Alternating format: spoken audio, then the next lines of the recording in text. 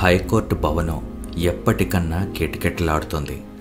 పద్మజ హత్య జరిగిన తర్వాత సెషన్స్ కోర్టులో కేసు నడుస్తున్నంత కాలం దేశంలోని 4 మూలల నుంచి ప్రజలు కేసు గురించి ఫాలో అవుతున్నారు. అప్పటికే దేశమంతా పేపర్లో ఈ కేసు గురించి తర్జన పర్జనలు జరుగుతున్నాయి. దెయ్యాలున్నాయా అన్న శీర్షికను కొన్ని పత్రికలు ప్రవేశపెట్టాయి. ఎంతోమంది ఎన్నో రకాలైన అనుభవాల గురించి రాశారు. ఎక్కడ చూసినా ఇదే సంభాషణ. హత్యను కళ్ళారా చూసావని చెప్తున్న వాళ్ళ సాక్ష్యం వినడానికి చుట్టుపక్కల ఓళ్ల నుంచి జనం తండోపతండాలుగా వచ్చారు. 1960 ప్రాంతంలో నానాపతి కేసు తర్వాత దేశాన్ని ఒక ఊపు ఊపింది ఈ కేసే. పరాయి మగాడితో భార్యని కళ్ళారా చూసి సహించలేక హత్య చేసిన నానాపతికి యావజ్జీవ కారాగార శిక్ష విధించబడింది. మరి ఈ కేసులో జడ్జి తీర్పు ఎలా ఉంటుందో, ఆ తీర్పు మీద అనేక చోట్ల అనేక రకాలైన బెట్టింగ్స్ కట్టడం జరిగింది. సెషన్స్ జడ్జి వాదోపవాదాలన్నీ విన్నాక గిర్దర్కు యావజ్జీవ కారాగార శిక్ష విధించాడు. కోర్టు రూంలో హాహాకారాలు చెలరేగాయి. జనం సానుభూతితో చూశారు గిరివైపు. అతను కేసు మొదలుపెట్టినప్పుడు ఎలా ఉన్నాడో ఇప్పుడు అంత నిర్లిప్తంగానే ఉన్నాడు. అతని అక్కా బావ వచ్చారు అమెరికా నుంచి. వారి ప్రోద్బలంతో కేసు హైకోర్టు చేరుకుంది. మీ పేరు? హిమజ. హతురాలు పద్మజ మీకేమవుతుంది? అక్క. మీ అక్క మీరు చాలా సాన్నిహిత్యంగా ఉండేవారా? అవును, మా తల్లిదండ్రులు పోయాక అక్కయ్య నాకు తల్లి తండ్రి అయింది. మీ అక్కయ్య మరణం మీకు తీరని లోటు కదూ? అవును. హత్య జరిగినప్పుడు మీరు అక్కడే ఉన్నారా? ఉన్నాను. నేనే కాదు, మరెంతో మంది ఉన్నారు అక్కడ. అప్పుడేం జరిగిందో వివరంగా చెప్పగలరా? ఆ రోజు అక్కయ్య పుట్టినరోజు. కొద్దిమంది దగ్గర స్నేహితులను డిన్నర్కి ఆహ్వానించాం. అందరూ భోజనాలు చేసి కూర్చున్నాక గిరిధర్ పైన గదిలోకి వెళ్ళాడు. కాసేపటికి అక్కయ్య కూడా పైకి వెళ్ళింది. వారిద్దరి మధ్యన ఏం జరిగిందో నాకు తెలీదు. అతిథుల్ని వదిలి వెళ్ళలేక కాసేపు తటపటాయించాను నేను. ఇంతలో అక్కయ్య రూంలోంచి బయటికి పరిగెత్తుకుంటూ వచ్చింది. వెనకనే గిరి కూడా వచ్చాడు. పిస్తోల్తో అక్కయ్యని కాల్చడం అందరం చూసాం. అప్పుడు ముద్దాయి గిరిలో మీకేదైనా మార్పు కనిపించిందా? కొద్దిగా మనిషి మొక్కలో మార్పు ఉంది. కళ్ళు ఎర్రగా ఉన్నాయి. అయినా మేమందరం కింద హాల్లో ఉన్నాం. అంత స్పష్టంగా కనిపించలేదు. అతను ఇదివరలో అప్పుడప్పుడు కాస్త విపరీతంగా ప్రవర్తించేవాడని సాక్షులు చెప్పారు. మీరు దాని విషయంలో ఏమంటారు? నేనెప్పుడూ అతను అలా ప్రవర్తించడం చూడలేదు. మీ అక్కయ్య అతని ప్రవర్తన గురించి మీకెప్పుడు చెప్పలేదా? 1-2 సార్లు చెప్పింది, శేఖరం ఆత్మ గిరిధర్ని ఆవాహిస్తున్నట్లు. కానీ నాకెందుకో నమ్మకం కలగలేదు. ఏదో మోసం ఉందని అనుకున్నాను నేను. అంటే గిరిధర్ సరైన మానసిక స్థితిలో ఉండే మీ అక్కయ్యని హత్య చేశాడని మీ ఉద్దేశమా? నాకు తెలిసినంత వరకు అతని మానసిక పరిస్థితిలో ఏ లోపం లేదు. అతని ద్వంద్వ ప్రవృత్తిని నేను కళ్ళారా చూడలేదు. కానీ ఒక్క విషయం మాత్రం గట్టిగా చెప్పగలను. అక్కయ్యని హత్య చేసింది అతనే. ఆ విషయం నేనే కాదు, అక్కడున్న అందరం కళ్ళారా చూసాం. అతను పొరపాటుగా పిస్తోల్ కాల్చలేదు. అక్కయ్యని చంపాలనే ఉద్దేశంతోనే కాల్చాడు. That's all your honour. Prosecution lawyer కూర్చున్నాక డిఫెన్స్ లాయర్ లేచాడు. ఆయన పేరు మోసిన క్రిమినల్ లాయర్. మిస్ హిమజ, హత్య చేసిన సమయంలో ముద్దాయి మానసిక ప్రవృత్తిలో ఎలాంటి లోపం లేదని మీరన్నారు. ఒక మనిషి జీవిత సమస్యది. అతని మానసిక పరిస్థితి గురించి డాక్టర్లు మరొక విధంగా చెప్పారు. మీరు కాస్త ఆలోచించి సమాధానం చెప్పడం మంచిది. చనిపోయిన వ్యక్తి నాకున్న ఒక్కగానొక అక్క. ఆమె జీవితం పట్ల లేని సానుభూతి ఆమెను హత్య చేసిన వాడి మీద ఉండాలనడం హాస్యాస్పదంగా ఉంది లాయర్, అంది హిమజ కోపంగా. Objection your honour. లాయర్ గారు సాక్షిని క్రాస్ ఎగ్జామినేషన్ చేయాలి, కానీ ఇది సమస్యల గురించి చర్చించాల్సిన ప్రదేశం కాదని మర్చిపోతున్నారు. Objection sustained. మీరు సాక్షిని అడగాలన్న ప్రశ్నలు మాత్రమే అడగండి. Yes your honour. Miss Himaja, మీ అక్కయ్య అబద్ధం చెప్పిందని మీరు అనుకున్నారా? లేదు, అక్కయ్యకు అలా అబద్ధాలు చెప్పాల్సిన అవసరం లేదు. అంటే అదంతా నిజంగానే అయి ఉండొచ్చుగా. ఇప్పటి వరకు సాక్ష్యం చెప్పిన వాళ్ళంతా అతని ప్రవర్తన కళ్ళారా చూసావని చెప్పారు. అందరూ చదువుకున్న విద్యావంతులే. అంటే ఇదొక మానవాతీత శక్తి అనే విశేషం రుజువైనట్లే కదా. వాళ్ళందరూ అబద్ధం చెప్తున్నారని మీ అనుమానమా? నేను అలా అనలేదు. వాళ్ళు భ్రమపడి ఉండొచ్చు. నేను ప్రత్యక్షంగా చూడలేదు కాబట్టి నమ్మలేను. ముద్దాయి మీ అక్కతో కలిసి సైకియాట్రిస్ట్ దగ్గరికి వెళ్ళేవారని, తగిన ట్రీట్మెంట్ తీసుకునేవాడని మీకు తెలుసా? విన్నాను. హత్య జరిగినప్పుడు ముద్దాయి ప్రవర్తన కాస్త అసాధారణంగానే ఉందని మీరు అన్నారు కదా? అయ్యుండొచ్చు, కానీ హత్య చేసింది మాత్రం అతనే. Thank you miss Yamuja, that's all. తర్వాత సాక్షిగా శివయ్య ప్రవేశపెట్టబడ్డాడు. ఆ శివయ్య సాక్ష్యం డాక్టర్ రామకృష్ణ సాక్ష్యం మనం ఫస్ట్ ఎపిసోడ్లో స్టార్టింగ్లోనే విన్నాం. అదంతా ఇప్పుడు మళ్ళీ మీకు చెప్పడం అనవసరం. మీకేమైనా డౌట్ ఉంటే ఒకసారి ఫస్ట్ ఎపిసోడ్ వెళ్ళి వినండి. స్టార్టింగ్లోనే శివయ్య టెస్టిమోనీ, రామకృష్ణ టెస్టిమోనీ ఉంటుంది. సో ఆ నెక్స్ట్ ఏం జరిగిందో స్టోరీలోకి వెళ్ళిపోదాం. డిఫెన్స్ లాయర్ తన వాదన వినిపించడం ప్రారంభించాడు. ఆ రోజే జడ్జి తీర్పునిచ్చేది. కింద కోర్టులో జడ్జి ఇచ్చిన తీర్పుకి వ్యతిరేకంగా తీర్పు ఉండదని కొందరు, కానీ ఈసారి డిఫెన్స్ లాయర్ వాదన బలంగా ఉంది కాబట్టి జడ్జిమెంట్ వేరుగా ఉంటుందని మరికొందరు వాదించుకున్నారు. అసలు ఫలితం తెలుసుకోవడం కోసం జనం కోర్టులో నిండిపోయారు. జడ్జ్ తన సుదీర్ఘమైన తీర్పు చదివాడు. High court jurisdiction, Andhra Pradesh, Hyderabad. Present the honourable justice Dharmadas. Giri accused versus the state. Judgment. Point number 1. Giridhar పద్మజాను కోరి వివాహం చేసుకున్నాడు. పెళ్లికి అతనే ముందుగా ప్రతిపాదించినట్టు రుజువైంది. వారి దాంపత్య జీవితంలో ఎలాంటి మనస్పర్ధలు లేవని, వారిద్దరూ చాలా అన్యోన్యంగా ఉండేవారని తెలిసింది. వివాహం అయిన రాత్రి గిరిధర్ ప్రవర్తన కాస్త వింతగా ఉందని పద్మజ స్నేహితుడైన డాక్టర్ రామకృష్ణకి తెలియజేసింది. వారి వివాహం అయిన కొద్ది రోజుల తర్వాత ఒక పార్టీలో గిరిధర్ అందరి ఎదుట ఏదో విదేశంలో జరుగుతున్న విషయం గురించి ముందుగానే చెప్పగలిగాడు. ఆ తర్వాత అలాంటి విషయాలెన్నో అతను ఈ విధంగానే చెప్పేవాడు. అవన్నీ నిజంగా జరిగేవని తెలిసింది. అతనికి ఈ శక్తి ఎలా వచ్చింది? ఇది జవాబులేని ప్రశ్న. దీన్నే ఆత్మ ఆవహించడం, దెయ్యం పట్టడం అన్నారంతా. అయితే కోర్టు వీటిని ఆ పేరుతో కాకుండా స్కిజోఫ్రేనియా అనే వ్యవహరిస్తుంది. Point number 2. పద్మజ పుట్టిన రోజున గిరిధర్ డిన్నర్ ఏర్పాటు చేయించాడు. అందరూ భోజనాలు చేసి కూర్చున్నాక గిరిధర్ ఎందుకో పైన గదిలోకి వెళ్ళాడు. హతురాలు కూడా కాసేపయ్యాక వెళ్ళింది. వారి మధ్య చిన్న వాగ్వివాదం జరిగింది. గిరిధర్ ఆవేశంతో పద్మజాను మెట్ల మీద హత్య చేయడం అందరూ చూశారు. గిరిధర్ స్పృహ తప్పి పడిపోయాడు. తెలివి రాగానే ఇన్స్పెక్టర్కు అతను చేసిందేదీ గుర్తులేదు అని చెప్పాడు. Point number 3. తెలిసే చేజేతుల భార్యను హత్య చేశాడని కింద కోర్టు అతనికి ఐపీసీ సెక్షన్ 302 ప్రకారం యావజ్జీవ కారాగార శిక్ష, సెక్షన్ 324 ప్రకారం 2.5 సంవత్సరాల కఠిన కారాగార శిక్ష విధించింది. 2 ఏకకాలంలో అమలులో పెట్టేలాగా. అందువల్లనే ముద్దాయి హైకోర్టుకి అపీల్ చేసుకోవడం జరిగింది. Point number 4. హత్య జరిగిన సమయంలో అక్కడే ఉన్న doctor Ramakrishna mental hospital deputy superintendent. ఆయన వెంటనే ముద్దాయిని పరీక్ష చేసి అతను పారానాయిడ్ స్కిజోఫ్రేనియాతో బాధపడుతున్నాడని చెప్పారు.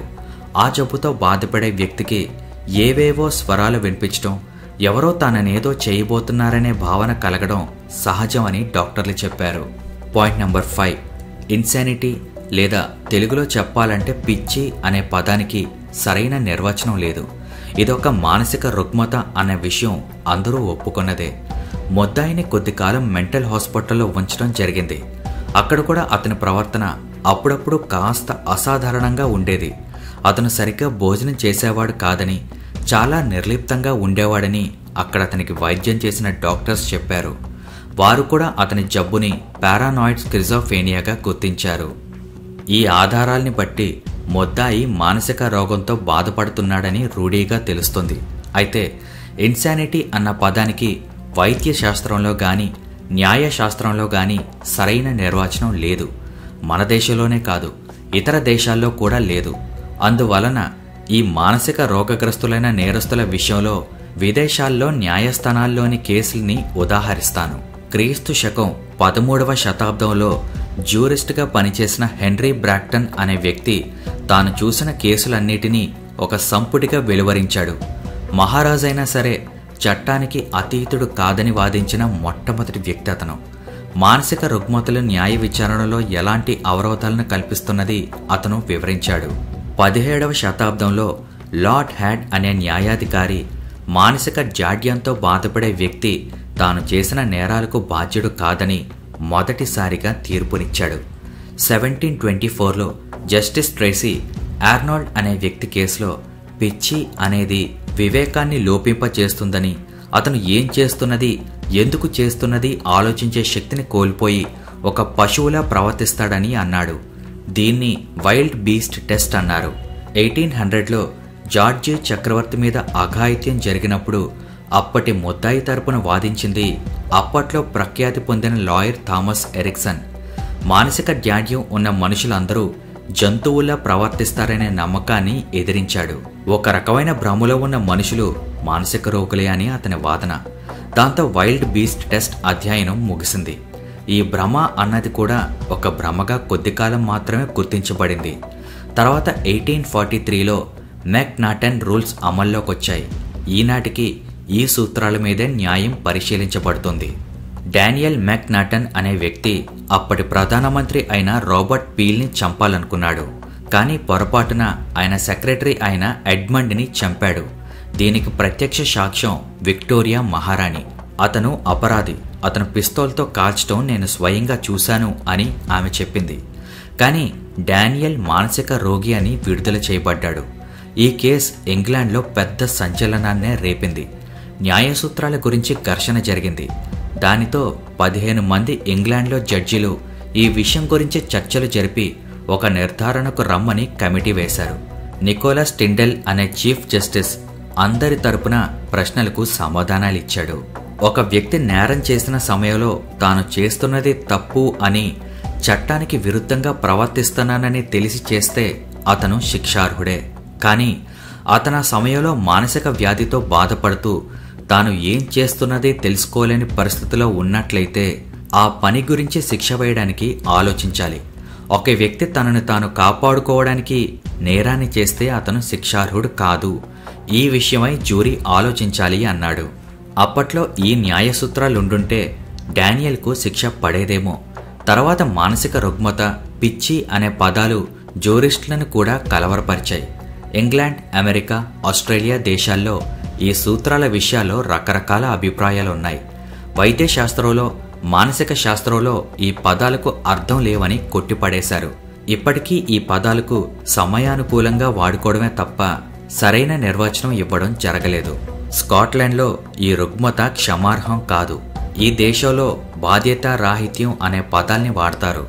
అక్కడ మెక్నాటన్ రూల్స్ని వాళ్ళు న్యాయ సూత్రాలుగా పరిగణించలేదు. ఇంగ్లాండ్లో కూడా ఈ సూత్రాల గురించి ఘర్షణ పడి వాళ్ళు కూడా స్కాట్లాండ్ సూత్రాలని అనుకరించడం మొదలుపెట్టారు. ఆస్ట్రేలియాలో మెక్నాటన్ రూల్స్ని చాలా ఉపయోగించుకున్నారు. దాదాపు 100 సంవత్సరాల నుండి అమెరికాలో మెక్నాటన్ రూల్స్ గురించి వాగ్వివాదాలు జరుగుతూనే ఉన్నాయి.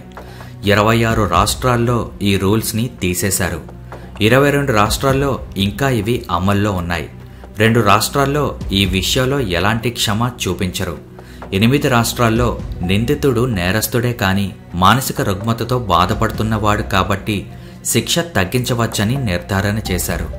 కావాలని ఉద్దేశపూర్వకంగా హత్య చేయడము, ఒక ఆవేశంలో, ఉన్మాదంలో హత్య చేయడము వేరువేరని చర్చించడం జరుగుతోంది. అమెరికన్ మోడల్ పీనల్ కోడ్లో ఈ చర్చ చేర్చబడింది. దీనిలో ఇన్సానిటీ అనే పదానికి అర్థం ఒక నేరం చేస్తున్నప్పుడు ఆ వ్యక్తి తాను చేస్తున్నది చట్టరీత్యా నేరం అని తెలుసుకోలేని పరిస్థితుల్లో లేనట్టయితే అతను ఇన్సేన్ అన్నారు. ఈ రకమైన కేసుల్లో మాయా, భ్రమ లాంటి పదాలని సరిగ్గా నిర్వచించలేం. ఉదాహరణగా గాలి చేసే శబ్దాలను స్వర్గం నుంచి వచ్చే పిలుపుగా భ్రమపడేవాళ్లున్నారు. ప్రపంచ భవిష్యత్తు తన అరచేతిలో ఉందనే వ్యక్తి మాయలో ఉన్నాడు అన్నమాట. 3వ విషయం భ్రాంతి. ఇవన్నీ స్క్రిజోఫేనియా లక్షణాలు. 1981లో అమెరికా అధ్యక్షుడు రొనాల్డ్ రీగన్ మీద హత్యా ప్రయత్నం జరిగింది. ముద్దాయి మానసిక జాడ్యంతో బాధపడుతున్నాడన్న కారణంగా విడుదల చేయబడ్డాడు. ఒకనాడు ఇంగ్లాండ్లో డానియల్ మెక్నాటన్ కేసులో జరిగినంత గొడవ ఈ కేసు గురించి అమెరికాలో జరిగింది. ఇది కామన్వెల్త్ దేశాల్లో, అమెరికాలో ఇలాంటి కేసుల గురించి సంగ్రహంగా చెప్పబడ్డ చరిత్ర. ఈనాడు అన్ని దేశాల్లో మెక్నాటన్ రూల్స్ పూర్తిగా నిషేధించబడ్డాయి. సైకాలజిస్ట్ ప్రొఫెసర్ ఆలం దీర్గోవిచ్ చెప్పిన ప్రకారం ఇన్సానిటీ అంటే అది వైద్యశాస్త్రానికి సంబంధించింది, మానసిక శాస్త్రానికి సంబంధం లేనిది. అమెరికాలోనే రిచర్డ్ లారెన్స్ అనే వ్యక్తి 1835లో అధ్యక్షుడు ఆండ్రూ జాక్సన్ని కాల్చి చంపాడు. జాన్ ఫ్రాంక్ అనే వ్యక్తి అధ్యక్షుడు రూజ్వెల్ట్ మీద హత్యా ప్రయత్నం చేశాడు. జాన్ హింగ్లీ రీగన్ను హత్య చేయాలని ప్రయత్నించాడు. వీళ్ళిద్దరూ మానసిక రోగులుగా శిక్ష నుంచి తప్పించుకున్నారు. ఈ విధంగా అనేక దేశాల్లో ఈ విషయంలో చర్చలు జరుగుతున్నాయి. కొందరు తెలివిగల వ్యక్తులు ఈ రకమైన వంకతో శిక్ష నుంచి తప్పించుకుంటున్నారు. కాబట్టి న్యాయంగా తీర్పునివ్వడం కష్టసాధ్యం అవుతుంది. గ్యారెట్ ట్రాప్నాల్ అనే వ్యక్తి 20 సార్లు శిక్ష నుంచి ఎలా తప్పించుకున్నాడన్నది ఒక పుస్తకంలో వివరించాడు. రీగన్ను హత్య చేయడానికి ప్రయత్నించిన వ్యక్తి దగ్గర ఈ పుస్తకం ఒకటి దొరికింది. ఇండియన్ పీనల్ కోడ్ని సమీక్షించిన లార్డ్ మెకాలేకు మెక్నాటన్ రూల్స్ గురించి బాగా తెలుసు. ఆయన కూడా మానసిక రుగ్మతతో బాధపడుతున్న వ్యక్తి తాను చేసిన నేరానికి బాధ్యుడు కాదు అన్నాడు. ఈ విషయంలో మన న్యాయవేత్తలు ఏ నిర్ణయానికి రాలేదింతవరకు. మనం విదేశాలలో కేసుల్ని ఉదాహరణగా తీసుకుంటాం. ప్రఖ్యాత రచయిత నిరాత్ చౌదరి చెప్పినట్లు మనం సెకండ్ హ్యాండ్ వస్తువులకు అలవాటు పడ్డాం. మానసిక రోగాలకు ఎలాంటి శిక్షనివ్వాలో ఇంతవరకు ఒక నిర్ణయానికి మనం రానేలేదు. క్వీన్ ఎంప్రెస్ వర్సెస్ లక్ష్మణ్ దాగు, క్వీన్ ఎంప్రెస్ వర్సెస్ వెంకటస్వామి వగైరా కేసుల్లో ఈ విషయం చర్చించబడింది. ఆవేశపూరితమైన కుటుంబ వివాదాలలో హత్యలు జరగడం ఎక్కువైన కొద్దీ వీటిని ఎలా పరిగణించాలో వాగ్వివాదాలు జరగడం మొదలైంది. ప్రస్తుత కేసులో ముద్దాయి పారానాయిడ్ స్కిజోఫ్రేనియాతో బాధపడుతున్నట్లు అతన్ని పరీక్షించిన డాక్టర్స్ చెప్పారు. ఈ విషయంపై మరొక సైకాట్రిస్ట్ డాక్టర్ ప్రదీప్ సలహా తీసుకోవడం జరిగింది. ముద్దాయికి మొదటి నుంచి ట్రీట్మెంట్ ఇస్తున్న డాక్టర్ రామకృష్ణ ముద్దాయి కొంతకాలంగా ఈ జబ్బుతో బాధపడుతున్నట్లుగా చెప్పాడు. ఆయన ఉద్దేశం ప్రకారం ముద్దాయి ఇక ముందు కూడా ఇలా ప్రవర్తించడానికి అవకాశం ఉన్నా అదృష్టవశాత్తు అతను మామూలు మనిషి కావడానికి అవకాశం ఉందని చెప్పారు. పారానాయిడ్ స్కిజోఫ్రేనియాతో బాధపడే వ్యక్తికి పక్కన ఎవరూ లేకపోయినా ఏవేవో శబ్దాలు వినిపిస్తాయి. దాంతో అతను గాబరా పడి మెంటల్ బ్యాలెన్స్ కోల్పోతాడు. తానేం చేస్తున్నది అతనికి తెలియదు. హత్య చేసిన సమయంలో ముద్దాయి మానసిక పరిస్థితి ఎలా ఉందో డాక్టర్ సర్టిఫికెట్ ఇవ్వబడింది. ఈ కేసులో ముద్దాయి అప్పటి వరకు బాగానే ఉన్నాడు. భార్య వద్దంటున్నా పార్టీ ఏర్పాటు చేశాడు. ఆహ్వానితులతో చక్కగా మాట్లాడాడు. కానీ ఉన్నట్టుండి అతనిలో ఏదో మార్పు వచ్చింది. అక్కడ ప్రత్యక్ష సాక్షుల కథనం ప్రకారం అతను ఏం చేస్తున్నది తెలియని పరిస్థితుల్లో హతురాలని చంపినట్లు తెలుస్తోంది. అందువలన అతను చేసిన నేరానికి అతను బాధ్యుడు కాదు. ఏ దెయ్యం అతనిలో చేరి ఈ పని చేయించిందో నేను చెప్పలేను. నేను తీసుకున్న నిర్ణయంలో లొసుగులు నాకు తెలుసు. చీఫ్ జస్టిస్ హాల్ట్ చెప్పినట్లు ఇలాంటి నిర్ణయాలు చేసేటప్పుడు కొంత విమర్శ తప్పదు. ఈ విమర్శ పట్ల భవిష్యత్తులో నాకంటే తెలివిగల న్యాయవేత్తలు ఒక నిర్ణయానికి రాగలరనే నమ్మకం నాకుంది. ఇక్కడ ముద్దాయికి తాను చేస్తున్నది ఎలాంటి పనో తెలీదు, ఏం చేస్తున్నది తెలీదు. తెలివిలో ఉన్న వాడెవడూ 10 మంది ముందు తెలిసేట్లుగా హత్య చెయ్యడు. అతను మానసిక రోగి అని నిర్ణయించి అతన్ని విడుదల చేస్తున్నాం. అయితే ఇలాంటి వ్యక్తుల విషయంలో భవిష్యత్తు గురించి ఎలాంటి నిర్ణయాలు తీసుకోవాలో కొంత ఆలోచించాలి. ఐపీసీ సెక్షన్ 328లో ఇలాంటి పిచ్చివాళ్లని ఏం చెయ్యాలో ఉంది. ఐపీసీ 329 ప్రకారం మానసిక రోగుల్ని కోర్టులో ఎలా ట్రీట్ చేయాలో వివరించబడింది. సెక్షన్ 331 కొన్నాళ్లు కేసు వాయిదా వేసి తిరిగి పునర్వించడానికి అవకాశం ఇచ్చింది. సెక్షన్ 325 క్లాస్ 3 నిందితుణ్ణి బాగా దగ్గర బంధువుల సంరక్షణలో ఉంచాలని వివరించింది. అందువల్ల ఈ చివరి సెక్షన్ ప్రకారం నిందితుణ్ణి అతని అక్క సంరక్షణలో ఉంచాలని తీర్పునిస్తున్నాం. అతన్ని వాళ్లతో పాటు అమెరికా వెళ్లడానికి అనుమతిస్తున్నాం. జడ్జి తీర్పు చదవడం పూర్తవగానే అప్పటి వరకు నిశ్శబ్దంగా ఉన్న కోర్టులో ఒక్కసారిగా గొడవ మొదలైంది. దీంతో ఈ కథ మొదటి అధ్యాయం సమాప్తం.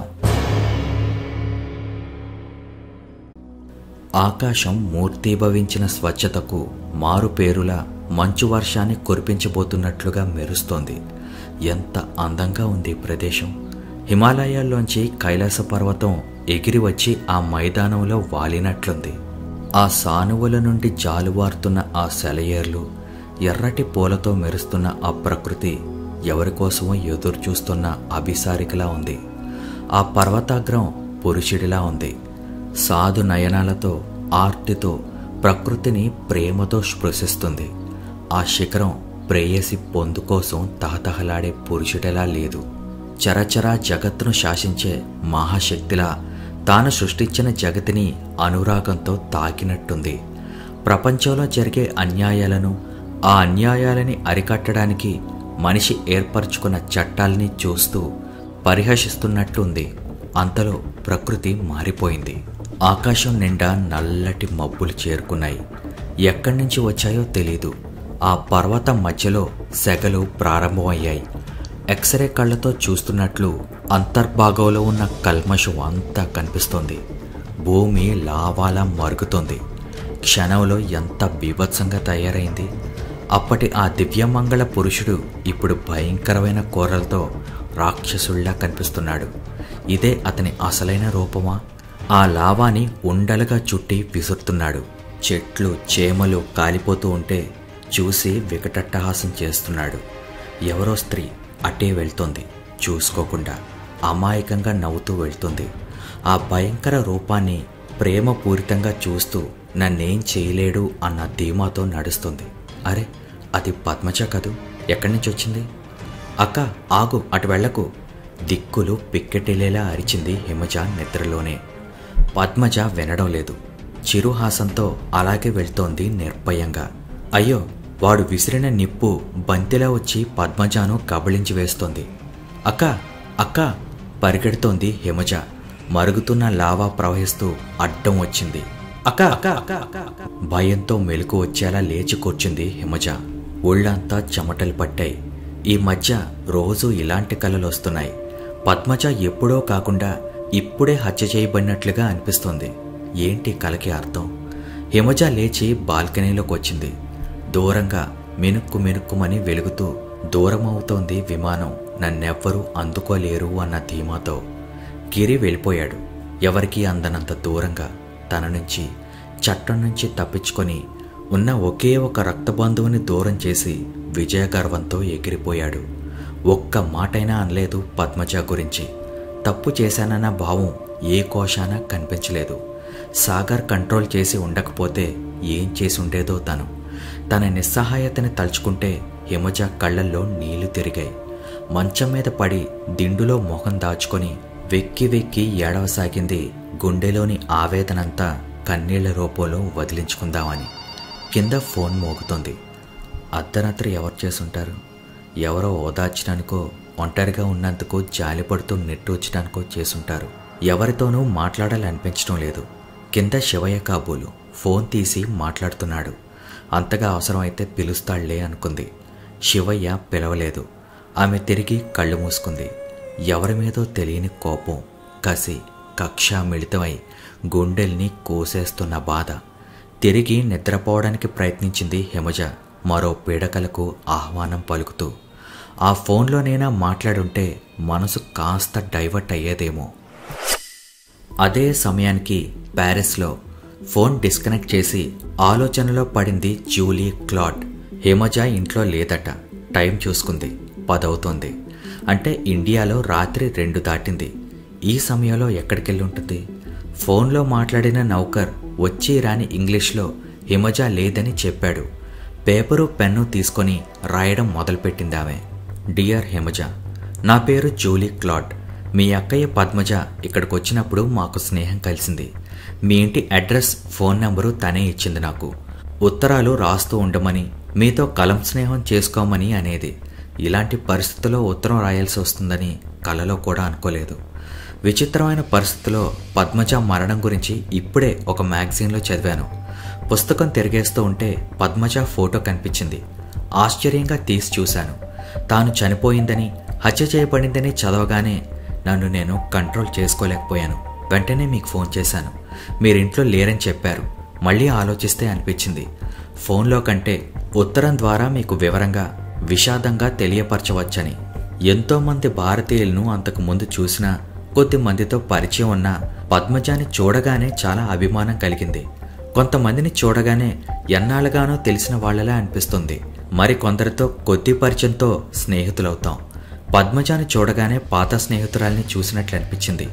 4 రోజుల పరిచయంలోనే ఎంతో దగ్గర స్నేహితులు అయ్యాం. నేనొక జర్నలిస్ట్ అనగానే మీ గురించి చెప్పింది. తనతో ఎంతసేపు మాట్లాడినా తనివి తీరేది కాదు, కానీ తనకు మాత్రం నాతో ఎక్కువసేపు గడపడానికి వీల్లేని పరిస్థితి. నన్ను మీ దేశం రమ్మని ఆహ్వానించింది. అలాంటి వ్యక్తి ఈరోజు హత్య చేయబడిందని అందులోనూ భర్త చేతుల్లోనే చచ్చిపోయిందని తెలిసి నన్ను నేను నిగ్రహించుకోలేకపోతున్నాను. నాలో రేకెత్తిన అనుమానాలు మీకు తెలియపరచకుండా ఉండలేకపోతున్నాను. నేను చదివిన పుస్తకంలో కేసు గురించి పూర్తి వివరాలు రాశారు. అది చదువుతూ ఉంటే నాకు అనిపించింది ఇదేదో పకడ్బందీగా ఎన్నాళ్లుగానో వేసుకున్న ప్లాన్ అని. మీ బావ గిరిధర్ని ఇక్కడ చూశాను. సైకాలజీ మెయిన్గా చదువుకున్న నాకు కనిపించిన ప్రతి మనిషిని పరీక్షించి చూడడం అలవాటు. మీ అక్కయ్యని చూడగానే ఎంత అభిమానం కలిగిందో, గిరిధర్ని చూడగానే అతనిలో ఏదో అస్వాభావికత కనిపించింది. అతను నవ్వుతూ మామూలుగా మాట్లాడుతున్నా నటిస్తున్నట్టుగానే అనిపించేది నాకు. అతనిలో ద్వంద్వ ప్రవృత్తి స్పష్టంగా కనిపించేది. అయితే మాటల సందర్భంలో మీ అక్కయ్యకు అతని మీదున్న భక్తి, అనురాగం గమనించాక ఏమీ చెప్పలేకపోయాను. ఎంత ఆరాధిస్తుంది ఈమె భర్తను అని ఆశ్చర్యపోయాను. అసలు నా వైపు చూసే చూపులకు అర్థం తెలుసుంటే ఆమె అతన్ని అంతగా పూజించగలిగేదా? ఏది ఏమైనా మీ అక్కయ్య హత్య విషయంలో గిరిధర్ అమాయకుడంటే నమ్మలేకపోతున్నాను. కారణం అప్పుడు నాలో రేకెత్తిన కొన్ని అనుమానాలు. మీ అక్కయ్య ఇక్కడికొచ్చింది దేశ రక్షణ విషయమై డిఫెన్స్ మినిస్ట్రీస్ కాన్ఫరెన్స్ కోసం. 2 దేశాల మధ్య ఆయుధాల కొనుగోలుకు సంబంధించిన అతి ముఖ్యమైన ఒప్పందాలు జరిగాయి. జర్నలిస్ట్ని కాబట్టి మీ అక్కయ్య ప్రాముఖ్యం నాకు బాగా తెలుసు. అందువల్ల ఆమె దగ్గర ఆ విషయాలేవి ప్రస్తావించేదాన్ని కాదు. ఒకరోజు సాయంత్రం తను కాస్త ఫ్రీగా ఉంటానని, గిరిధర్ కూడా ఏదో వ్యాపార చర్చల నిమిత్తం వెళ్తానన్నాడని సియాన్ నదికి షికార్కెళ్దామని అంది పద్మజ. తను చెప్పిన సమయానికి కాస్త ఆలస్యంగా తన గదికి వెళ్లాను హడావిడిగా. అప్పటికి గదిలో పద్మజ లేదు, గిరిధర్ ఉన్నాడు. అతన్ని చూసి ఆశ్చర్యపడ్డాను. నన్ను చూసి అతను గాబరా పడుతున్నాడు. కానీ అతను మంచి నటుడు సుమా. ఆ విషయం నాకు తెలియకూడదని చాలా జాగ్రత్త పడ్డాడు. కానీ మనిషి ముఖ కవళికలు, మాటకే కాకుండా శరీరపు కదలికలు కూడా అతని ప్రవృత్తిని తెలియజేస్తాయి. అతను ఎందుకు గాబరా పడుతున్నాడోనని క్యాజువల్గా గదిని పరిశీలించాను. నా అనుమానం గదిలో వేరే ఎవరో ఉన్నారని.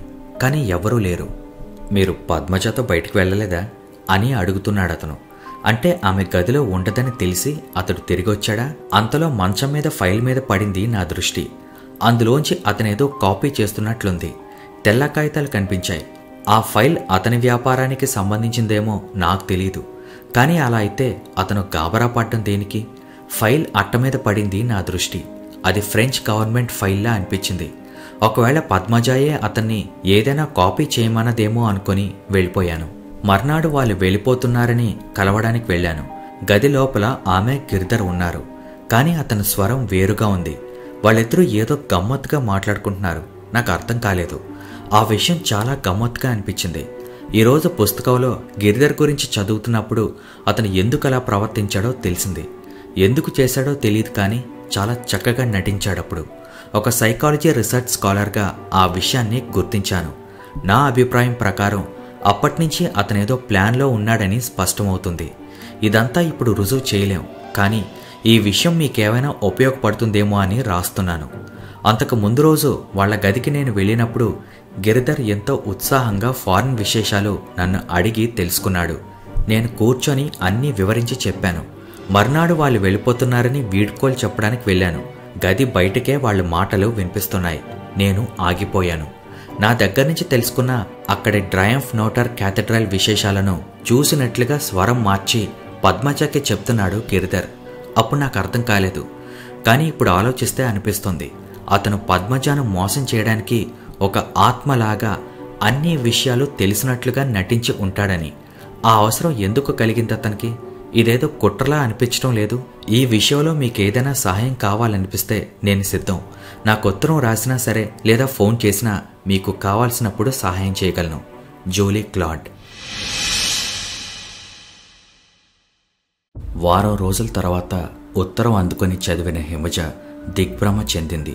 ఆ విషయాలు ఆమెని కలచివేశాయి. ఆ ఉత్తరాన్ని సాగర్కి అందజేసింది.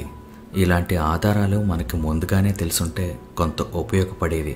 పరిస్థితి చేజారిపోయాక ఇప్పుడు తెలిసి ప్రయోజనం ఏంటి? దిగులుగా అంది. అదీకాక ఈ ఉత్తరం మనకి ఏ విధంగా ఉపయోగపడుతుంది? కేవలం మన మనసుల్ని మరింత బాధ పెట్టడం తప్ప. ఏమీ చేయలేవని, అంతా అయిపోయిందని ఎందుకు అనుకుంటున్నావు? ఈ ఆధారాలు మనం రుజువు చేయగలిగేవి కాకపోవచ్చు. రుజువు చేయగలిగితే ఎన్నేళ్ల తర్వాత అయినా అపరాధిని శిక్షించవచ్చు. జర్నలిస్ట్గా నువ్వు ఈ కేసులో ఎంతో చేయగలవు. 20 సంవత్సరాల తర్వాత డేవిడ్ ఎలోప్ పరిశోధించి రాసిన నవలల ఆధారంతో 2 నిర్దోషుల్ని కోర్టు వారు విడుదల చేశారు. తప్పించుకున్న మరో వ్యక్తిని అన్నేళ్ల తర్వాత శిక్షించడం జరిగింది. గిరిధర్ నేరం రుజువు చేయడానికి కావలసిన ఆధారం దొరకని అతను అమెరికాలో ఉన్న అంటార్కిటికాలో ఉన్న రప్పిస్తాను అన్నాడు సాగర్. ఇలా ఎందుకు జరుగుతుంది సాగర్? ఒక జడ్జి వాదోపవాదాలు విని అతను నేరం చేశాడని రుజువైందని శిక్ష విధిస్తాడు.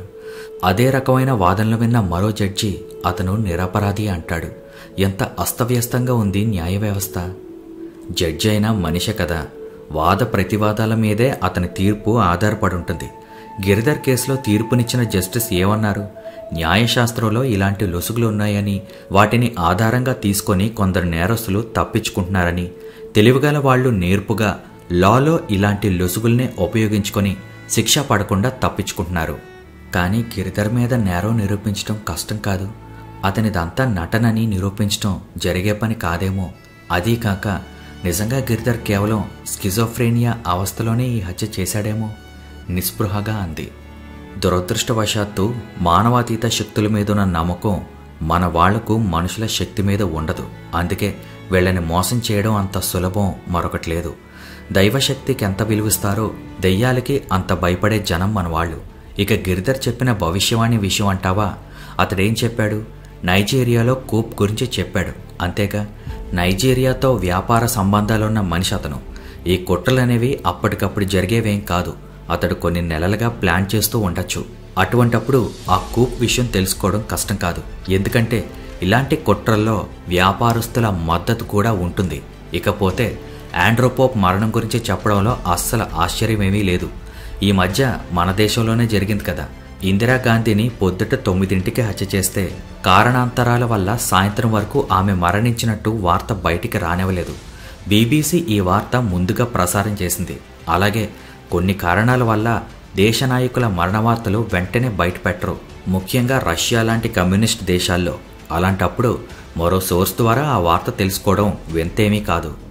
నిజమే సాగర్, నాకిది తట్టనే లేదు విభ్రమగా అంది హిమజ. సాగర్ సిబిఐ బ్రెయిన్తో సాలోచనగా తార్కికంగా సమస్యని చర్చిస్తున్నాడు. అయితే గిరిధర్ విషయం మనకు తెలిసినట్లు బయట వాళ్ళకి నిరూపించడం కష్టం. మనది వితండవాదం అంటారు. అంతగా కలుషితం అయిపోయాయి మన వాళ్ల బుర్రలు. మనం ఒక పద్ధతిలో పరిశోధన ప్రారంభించాలి. గిరి గతం గురించి మనకసలేం తెలీదు. ఈ విషయంలో అతనికి సహాయం చేసిన వాళ్ళెవరో తెలుసుకోవాలి. ముఖ్యంగా డాక్టర్ రామకృష్ణకి ఇందులో భాగం ఉందా అన్నది. హిమజ ఉలిక్కిపడింది. ఆ డాక్టర్కి మేమంటే చాలా అభిమానం సాగర్. ఆయనకిందులో సంబంధం ఉందంటే నేను నమ్మలేను. నిరూపించబడేంత వరకు అందరూ దొంగలే, అనుమానితులే హిమ. రామకృష్ణ సహాయం లేకపోతే గిరి అంత సులభంగా తప్పించుకునేవాడు కాదు. ఎందుకంటే సెక్షన్ 84 ప్రకారం నిందితుడు నేరం చేసిన సమయంలో మానసికమైన జబ్బుతో బాధపడుతున్నట్టు రుజువు కావాలి. అందర్నీ అనుమానించి ఒకవేళ వాళ్ళు నిరపరాధులని తెలిస్తే వాళ్ళకి మనస్తాపం కలిగించిన వాళ్ళు అవుతాం. ఎందుకు ఇంకా ఈ పరిశోధనలు? పూర్తిగా ఓడిపోయామని అనిపిస్తుంది. ఎందుకంత నిరాశపూరితంగా మాట్లాడతావు హిమ? చదువుకున్న దానివే కదా. నిరాశవాదం పనికిరాదు. మనిషి అన్నవాడు ఒక ఓటమిని మనసులో పెట్టుకుని ఎప్పటికీ ఓడిపోతూనే ఉంటానని నిర్ణయానికి రాకూడదు. ఇప్పుడు మనకి చిన్న ఆధారం దొరికింది, దాని ఆధారంగా ముందుకు సాగుదాం. నాకు నమ్మకం కలగడం లేదు సాగర్. కటిక చీకట్లో కనిపించకుండా ఏవని వెతకడం, జరగాల్సిన నష్టం జరిగిపోయింది. హిమ, ఒక ఉదాహరణ చెప్తాను. ఇప్పుడు ఉన్నట్టుండి కరెంటు పోయిందనుకో, అంతకు మునిపెప్పుడో చీకట్లో అగ్గిపెట్టి వెతకబోయి టేబుల్ మీద గ్లాస్ పడేసి విరగ్గొట్టావే అనుకో. కాబట్టి నాకేమీ కనిపించదు, ఇలా చీకట్లో కూర్చోవడమే మంచిది అన్నది నెగిటివ్ ఫీడ్బ్యాక్, నిరాశావాదం. దాన్ని నీలోంచి తీసేయి. నీకు అగ్గిపెట్టి ఎక్కడుందో తెలుసు. చీకట్లో అయినా కాస్త జాగ్రత్త పడితే తడుముకుంటూ అయినా తీసి వెలిగించగలను అనుకుని మొదలుపెట్టి అలాంటి పాజిటివ్ ఫీడ్బ్యాక్ మెథడ్కి అందించు. నీకు విజయం లభిస్తుంది. గిరి హంతకుడని మనకు తెలుసు. ఎంత జాగ్రత్త పడినా ఏదో ఒక పొరపాటు కూడా చేసుంటాడు. అతని గది తాళాలు తీసుకురా చూద్దాం. హిమజ తెచ్చిన తాళంతో గిరి గది తలుపు తెరిచాడు సాగర్. గది నిండా వస్తువులు చిందర వందరగా పడున్నాయి. గది లోపల నిశ్శబ్దంగా ఉంది. చివరిసారిగా ఈ గదిలోకి ఎవరొచ్చారు అడిగాడు సాగర్ నిశ్శబ్దాన్ని భంగం చేస్తూ. కోర్టు నుంచి విడుదలయ్యాక గిరిధర్ అమెరికా వెళ్లబోయే ముందు వచ్చాడు. గదిలో గంటసేపు ఉండి వెళ్ళిపోయాడు. తర్వాత నేనే తాళం వేశాను. అయితే హడావిడిగా అన్నీ తిరగేసి కావలసినవి పట్టుకుపోయినట్టున్నాడు. అయినా తొందరలో ఏదైనా వదిలేశాడేమో, చూద్దాం. ఒక్కో వస్తువు తీసి చూసి పక్కన పెడుతూ అన్నాడు. హిమజ అతనికి సాయం చేయసాగింది. చాలా వరకు గిరిధర్ రోజు వాడుకునే వస్తువులే కనిపిస్తున్నాయి. బీరువా ఖాళీగా ఉంది. బట్టలు కూడా గదిలో నేల మీద పడున్నాయి. బీరువా లాకర్లో కొన్ని రసీదులు, పాత బిల్లులు తప్ప మరేం లేవు. సాగర్ కనిపించిన కాగితాలన్నీ తీసి ఒక పక్కగా పెట్టాడు. బాత్రూంలో మెడిసిన్ చెస్ట్లో చాలా మందులు కనిపించాయి. చాలా వరకు ప్రతి ఇంట్లో ఉండేవే. ప్రతి సీసాని జాగ్రత్తగా పరిశీలించాడు సాగర్. ఏది అనుమానాస్పదంగా కనిపించలేదు. మళ్ళీ మొదటికే వచ్చాం, ఏ క్లూ దొరకలేదు కదూ అంది హిమజ. లేదు, ముందుగా అనుకున్నదే, పద వెళ్దాం. బయటికి దారి తీశాడు సాగర్. పద్మజ గదిలో ఏమైనా దొరుకుతుందేమో చూస్తే అడిగింది హిమజ. అదే ఒకసారి చూద్దాం పద. గది తలుపు తెరవగానే ఎదురుగా పద్మజ ఫోటో నవ్వుతూ పలకరించింది. గిరిధర్ గదిలా కాకుండా పద్మజ గదిలో సామాన్లు ఎక్కడవక్కడ నీట్గా సర్దున్నాయి. పద్మజ రాసుకునే టేబుల్ ఖాళీగా ఉంది. ఆఫీస్ ఫైల్స్, పేపర్లన్నీ వాళ్ళొచ్చి పట్టుకెళ్ళిపోయారు అంది హిమజ అతని ఆలోచన గ్రహించినట్టుగా. సాగర్ మనసులో ఫిరోజ్పూర్ నుంచి స్నేహితుడు హరీందర్ సింగ్ ఇచ్చిన టెలిగ్రామ్ మెదిలింది. పంజాబ్లో తీవ్రవాదులకు ఆయుధాలు సరఫరా చేయడానికి తోడ్పడుతున్నది డిఫెన్స్ సెక్రటేరియట్లో పనిచేసే ఒక స్త్రీ అని తెలిసిందని, అది పద్మజ అని తాను అనుమానిస్తున్నాడని, మరొక చిన్న ఎంక్వైరీలో అది కన్ఫర్మ్ కావచ్చని తెలియచేశాడు అతను. హరీందర్ హత్య చేయబడకపోతే అప్పుడే ఈ విషయం బయటకొచ్చేది. అఫీషియల్గా పరిశోధన చేయడం జరిగేది. తాను పద్మజను కాస్త కనిపెట్టాలనుకుంటూ ఉండగానే గుజరాత్ అల్లర్ల గురించి అక్కడికి పంపారు. దాదాపు నెల పైగా తాను అక్కడే ఉండిపోవడం, హిమజాను దక్షిణ దేశం తిరగడానికి పంపడం జరిగింది. అందువల్ల హిమజాకు ఇక్కడ విషయాలేమీ తెలియవు. మొదట్లో తన అనుమానం పద్మజ, గిరి ఇద్దరూ కలిసి నాటకం ఆడుతున్నారనే. గిరి వ్యాపారానికి పద్మజ డబ్బిచ్చిందని తెలియగానే ఆ అనుమానం మరింత దృఢపడింది. దేశంలో సంచలనం సృష్టించిన కుమార్ నారాయణ కేసు లాంటిది తొందరలో మరొకటి బయట పడబోతుంది అనుకున్నాడు. గిరి పద్మజను హత్య చేశాడని వినగానే ఆశ్చర్యపడ్డాడు అతను. అప్పుడే అనుమానం వచ్చింది, పద్మజ నిరపరాధేమో అని. ఆమె మీదకు అనుమానం మళ్లేలా ప్రయత్నం చేశారేమో అని. కానీ పద్మజకు తెలియకుండా ఈ రహస్యాలు బయటికెలా పొక్కాయి? పద్మజ డైరీ రాస్తూ ఉండేది కదా అడిగాడు సాలోచనగా. అవును, ఇదివరకు రెగ్యులర్గా రాసేది. ఇప్పటి సంగతి నాకు సరిగ్గా తెలియదు.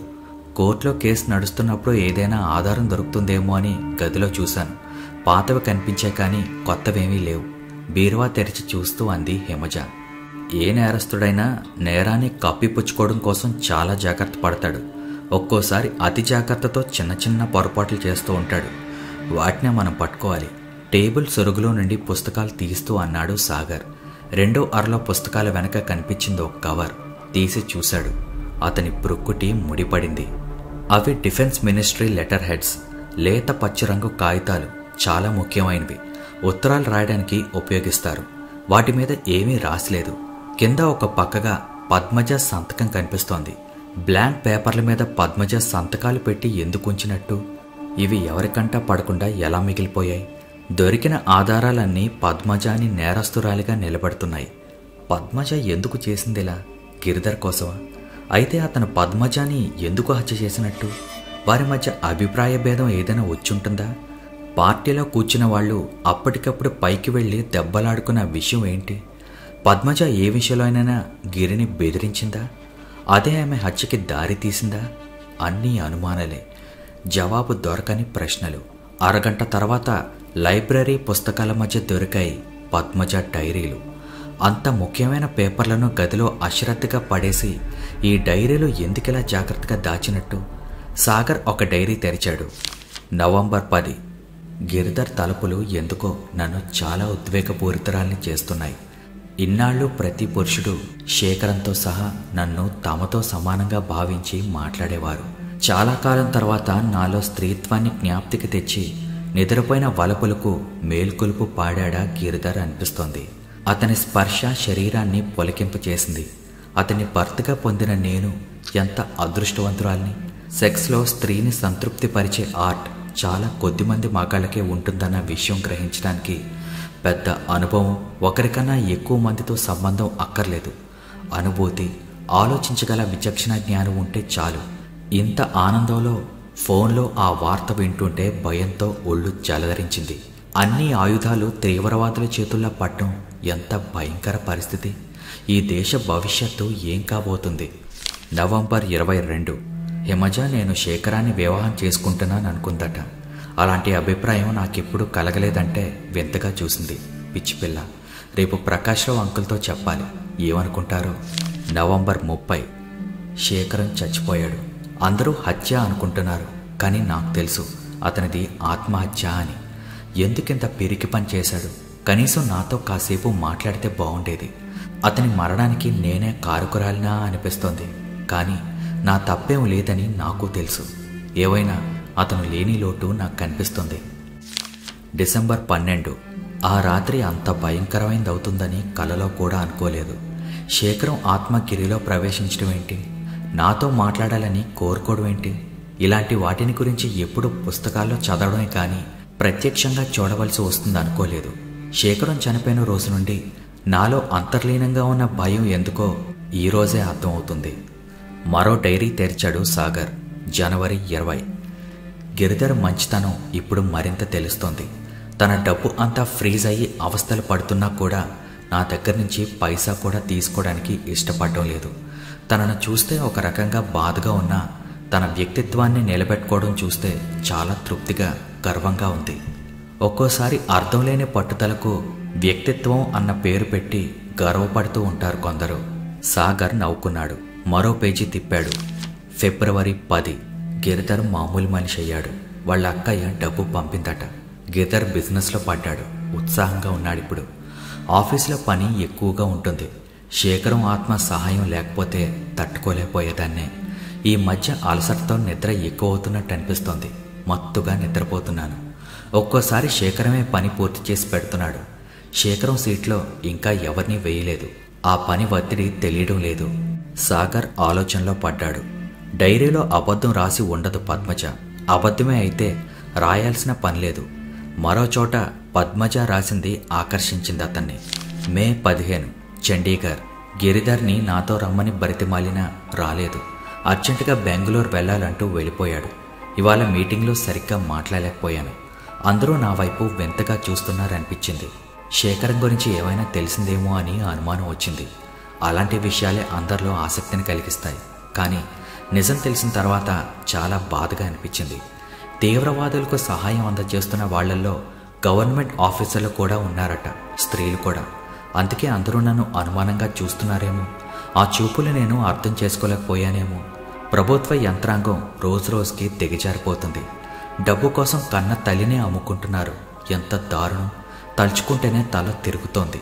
ఒక పక్క ఎంత త్యాగం చేసే స్వాతంత్రం సంపాదించుకున్నది గొంతెత్తి చెప్పుకుంటూ అదే సంపాదించుకుని 40 ఏళ్లైనా కాకుండానే దేశాన్ని అమ్ముకునే స్థితికి దిగజారిపోయాం.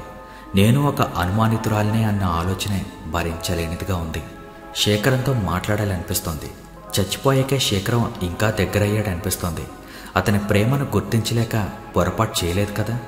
ఒకప్పుడు శేఖరం డైరీలు చదువుతుంటే కోపం వచ్చేది. ఇప్పుడు అవి చదువుకుంటే మనశ్శాంతిగా ఉంటుంది. నేనేమైనా తప్పు చేస్తున్నానా? ఇలా ఆలోచించడం తప్పేమో. గిరిధర్కు అన్యాయం చేస్తున్నానేమో. త్వరలో ప్యారిస్ ప్రయాణం ఉంది. స్థలం మార్పుతోనే మేం మరింత దగ్గరవ్వాలి. మే 10. పంజాబ్ ఈస్టర్న్ సెక్టార్లో ప్రభుత్వం తీసుకోవాల్సిన జాగ్రత్తల గురించి శేఖరం రాసిపెట్టారు రాత్రి. కానీ ఆ సూచనలు పాటిస్తే తీవ్రవాదులకు సహాయం చేసిన వాళ్ళం అవుతామని అనుమానంగా ఉంది. ప్రకాశ్రావు అంకుల్ కూడా అదే అన్నారు. ఫ్రాన్స్ నుంచి రాగానే దీని విషయం ఆలోచించాలి. డైరీ మూసేసి పేపరు పెన్ను తీసుకున్నాడు సాగర్. హిమజ ఉత్సాహంగా ముందుకు వంగింది. పద్మజ డైరీలో ఆమె కూడా అతని భుజం వెనక నుంచి చదివింది. చదివే కొద్దీ అక్క నిర్దోషత్వం బయటపడటం ఆమెకి సంతోషాన్నిచ్చింది. ఈ లోపల సాగర్ రాయడం మొదలుపెట్టాడు. Point number 1. డైరీ వలన పద్మజ దేశద్రోహి కావడానికి వీల్లేదనిపిస్తుంది. అయితే ఆమెను దేశద్రోహిగా రుజువు చేయడానికి ప్రయత్నాలు జరిగాయా? వీటి వెనుక ఉన్నది ఎవరు? లేక ఈ డైరీలు కూడా నాటకమా? Point number 2. ఒకవేళ గిరిధర్కు ఇందులో భాగం ఉంటే అతను పొందిన లాభం ఏంటి? లాభం పొందుతున్నవాడు హత్య ఎందుకు చేశాడు? Point number 3. గిరిధర్ పెళ్లికి పూర్వ జీవితం గురించి ఎవ్వరికీ తెలియదు. అతని గదిలో ఎలాంటి వివరాలు దొరకలేదు. ఇది పరిశోధించాల్సిన విషయం. Point number 4. శేఖరన్ డైరీలు ఎక్కడా కనిపించలేదు. వాటిలో ఏదైనా దొరికే అవకాశం ఉందా? గది బయట ఏదో నీడ పడినట్లనిపించి శబ్దం చేయకుండా లేచాడు సాగర్. అతని అనుమానం నిజమన్నట్లు శివయ్య మెట్ల దగ్గర శుభ్రం చేస్తూ కనిపించాడు. సాగర్ అడుగుల చప్పుడు విని తలెత్తాడు అతను. ఏం కావాలి సాగర్ బాబు? అడిగాడు అమాయకంగా. ఏం లేదు, గదిలోకి వచ్చేశాడు. శివయ్య కూడా కోట్లో దెయ్యం పట్టినట్టు మాట్లాడాడు. ఆ విషయం మనం మర్చిపోయాం. శివయ్యకు ఇందులో భాగం ఉందేమో, అతనికి కాస్త కనిపెడుతూ ఉండే హిమ. భయంగా అతని వైపు చూసింది హిమజ. ఈ దుస్వప్నం ఇంకా పూర్తి కాలేదంటే భయంగా ఉంది సాగర్. నువ్వే లేకపోతే నేనేమైపోయేదాన్ని. బేలగా మాట్లాడుతున్న ఆమెను దగ్గరగా తీసుకున్నాడు సాగర్. ఈ బేలతనం పిరికితనం పనికిరావు హిమ. పద్మజ విషయమై చూడు. మూర్ఖత్వంతో పిచ్చి నమ్మకాలతో తన జీవితాన్ని తానే నాశనం చేసుకుంది. అంత తెలివి కలది కదా. ఒక్కసారి ఆలోచించుంటే తను ఎలాంటి ఉచ్చులో ఇరుక్కున్నది గ్రహించగలిగేది. తరతరాల నుంచి రక్తంలో జీర్ణించుకుపోయిన మూఢనమ్మకాలు అంత త్వరగా సమసిపోయేమో సాగర్. చిన్నగా నవ్వాడు సాగర్. దీనంతటికీ కారణం ఏంటో తెలుసా హిమ? ఆలోచన రాహిత్యం. మనం నమ్మే పిచ్చి నమ్మకాలు, ఆచారాలను గురించి ఒక్కసారి నిశితంగా పరిశీలిస్తే మనకే అర్థమవుతుంది లోపం ఎక్కడుందో. పద్మజ విషయమై చూడు. ప్రేతాత్మల గురించిన పుస్తకాలతో పాటు తాను సైకియాట్రీ పుస్తకాల్లో స్క్రిజోఫీనియా గురించి చదువుంటే గిరిధర్ విషయం అర్థమైపోయేది. పద్మజయే కాదు, చాలామందికి సినిమాలు చూడడానికి, గంటల తరబడి పేకాటతో కాలక్షేపం చేయడానికి దొరికే సమయం, కాసేపు ఆలోచించడానికి, ఒక మంచి పుస్తకం చదవడానికి ఉండదు. 100 మైళ్ళైనా ప్రయాణం చేసి ఒక గుడిని దర్శించడానికి తీసుకున్న శ్రమ, ఉన్న ఊళ్ళోనే ఒక మేధావి ఉపన్యాసం ఉంటే వెళ్ళి వినే తీరిక దొరకదు. అయినా ఈ అనవసరపు మాటలతో సమయం వృధా చేయడం దేనికి కానీ నేను వెళ్ళొస్తాను. మెట్లు దిగుతూ ఉంటే గేట్ బయటకు నడుస్తున్న శివయ్య కనిపించాడు. శివయ్య ఎక్కడికి వెళ్తున్నాడు తాయారు? అడిగింది హిమజ. ఫోన్ వచ్చిందమ్మా. బంధువులెవరో ఊరి నుంచి వచ్చారట. స్టేషన్కి వెళ్ళాలని చెప్పాడు. వస్తానన్నట్లు హిమజ వైపు చూసి స్కూటర్ స్టార్ట్ చేశాడు సాగర్. శివయ్య ఆటో ఎక్కుతున్నాడు. ఒక్క క్షణం తటపటాయించి వెనుకే స్కూటర్ పోనిచ్చాడు సాగర్. ఆటో స్టేషన్ వైపు వెళ్లడం లేదు. చుట్టూ తిరిగి కొత్తగా కట్టిన కాలనీ వైపు వెళ్ళింది. సాగర్కు అర్థమైంది అతను ఎక్కడికి వెళ్తున్నాడో.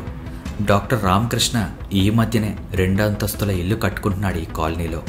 శివయ్య ఆటో దిగి ఇంట్లోకి వెళ్లడం చూడగానే సాగర్ స్కూటర్ వెనక్కి తిప్పాడు. అనుకున్న తీగ లాగితే ఒక్కోసారి అనుకోని డొంక కదలచ్చు.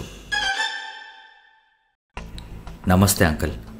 మొక్కల దగ్గర చేస్తున్న పనిని ఆపి వెనక్కి తిరిగి చూశారు ప్రకాశ్రావు. సాగర్ని చూడగానే ఆయన ముఖం వికసించింది. ఓ సాగర్, రా కూర్చో. ఆప్యాయంగా ఆహ్వానించారు. కుర్చీలో కూర్చొని తోటంతా పరిశీలించి చూశాడు సాగర్. రకరకాల పూల చెట్లు విరగబోసున్నాయి. చెప్పు, నౌకరు తెచ్చిన టీ కప్పు అందిస్తూ అన్నారు. అంకుల్, మీరు పద్మజతో చాలా సన్నిహితంగా ఉండేవారు. తన మరణం మిమ్మల్ని చాలా కృంగదీసిందన్న విషయం నాకు తెలుసు. పద్మజ హత్య గురించి మీరేమనుకుంటున్నారు? సూటిగా విషయంలోకి వస్తూ అన్నాడు సాగర్. ప్రకాశ్రావు గారికి నాంచడాలు, ఉపోద్ఘాతాలు ఇష్టం ఉండవని తెలుసు అతనికి. నిజం చెప్పాలంటే అది ఒక మిస్టరీగానే ఉండిపోయింది. నాకు ఈ దెయ్యాల మీద, ప్రేతాత్మల మీద నమ్మకం లేదు. పద్మజ మొదట గిరి గురించి చెప్పినప్పుడు నమ్మలేకపోయాను. అంతేకాదు, పద్మజను మందలించాను కూడా. రామకృష్ణ కూడా అంత ఆలోచన రహితంగా అలా చెప్పడం ఏంటి అని కోప్పడ్డాను. కానీ నా కళ్ళ ఎదురుగానే జరిగిన కొన్ని సంఘటనలతో ఏది అర్థం కాకుండా పోయింది. గిరి అచ్చం శేఖరంలా ప్రవర్తించడం, పోని అది నటనేమో అనుకుంటే చేతి రాత కూడా శేఖరం రాతలా మారిపోవడం, స్వరం కూడా ఉన్నట్లుండి మారడం చాలా ఆశ్చర్యంగా అనిపించేది. అందులోనూ నాకు తెలిసినంతవరకు వారిద్దరూ అపరిచితులు. అందుకే నేనేమీ చెప్పలేకుండా ఉన్నాను. అదంతా ఒక కలలా అనిపిస్తోంది ఇప్పుడు. ఆ విషయం ఆలోచించిన కొద్దీ మనస్తాపం తప్ప మరేమీ మిగలడం లేదు.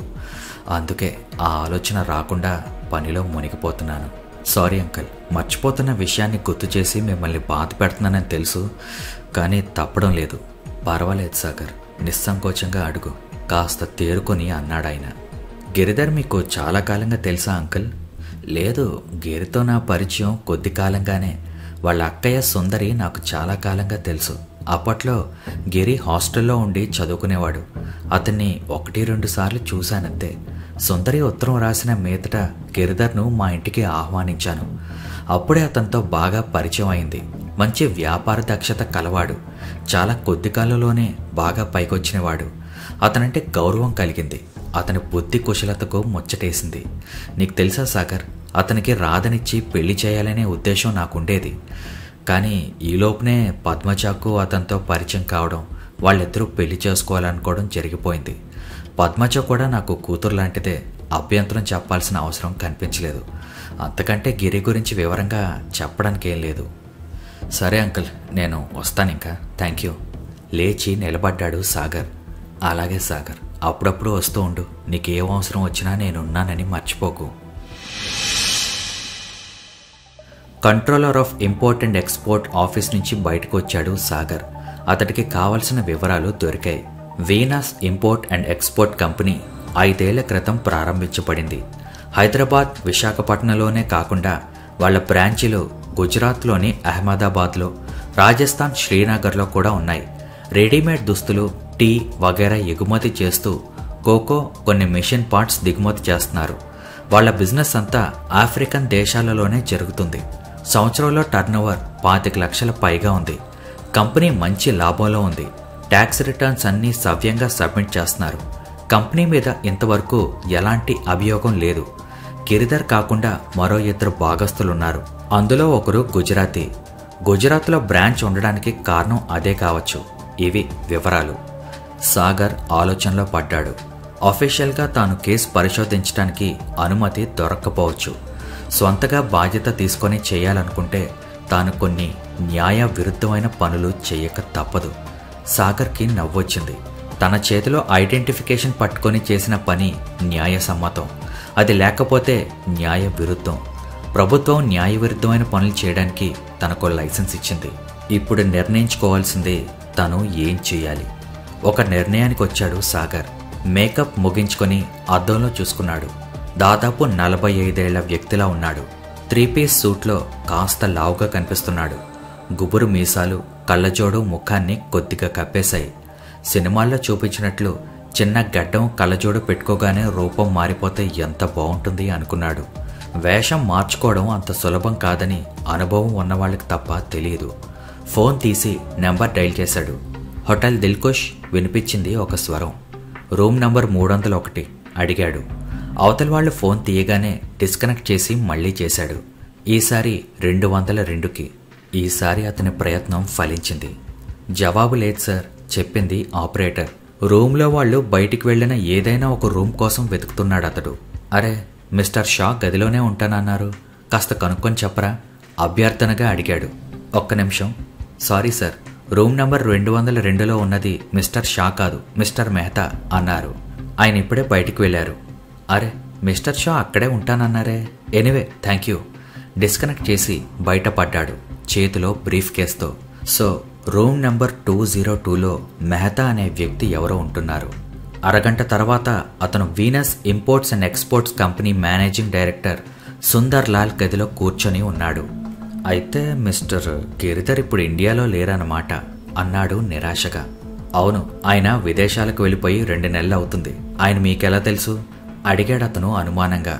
నా పేరు మెహతా. మేము ప్యారిస్లో కలుసుకుని 2 ఏళ్ళు అవుతుంది.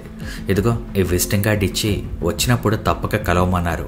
గిరిధర్ బీరువాలో దొరికిన కార్డు ఒకటి అందిస్తూ సాగర్ అన్నాడు. అది చూడగానే ఎదుటి మనిషి ముఖంలో కాస్త ప్రసన్నత కనిపించడం గమనించాడు. సాగర్ అనుమానం నిజమైంది. గిరి బీరువాలో 2 రకాల విజిటింగ్ కార్డ్స్ కనిపించాయి.